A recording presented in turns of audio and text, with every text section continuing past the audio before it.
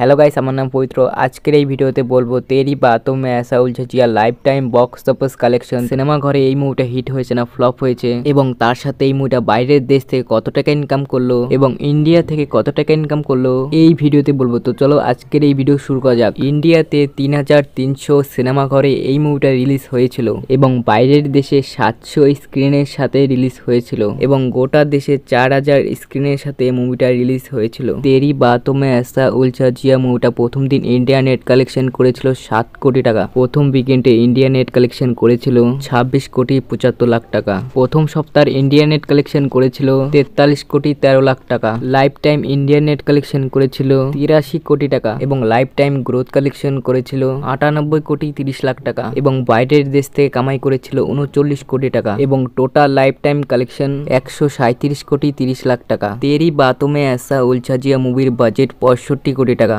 এবং এই মুভিটা সিনেমা ঘরে হিট হয়েছে এবং এই মুভিটার আইএমডি রেটিং 10 এর মধ্যে 7.1। শাহিদ কাপুর আর কীর্তি সেনার তেরি বাতোं में ऐसा उलझा जिया মুভিটা তুমি যদি দেখে থাকো তাহলে আমাদের কমেন্ট করে অবশ্যই জানাবা তোমার কাছে এই ভিডিওটা কেমন লাগলো। আমাদের কমেন্ট করে অবশ্যই জানাবা। এরকমই মুভি আপডেটের জন্য নিউজ ফিল্মি রিভিউকে সাবস্ক্রাইব করবেন। তো চলো বাই বাই। আমার নাম পবিত্র আর তুমি দেখছো নিউজ ফিল্মি রিভিউ। তো চলো বাই বাই।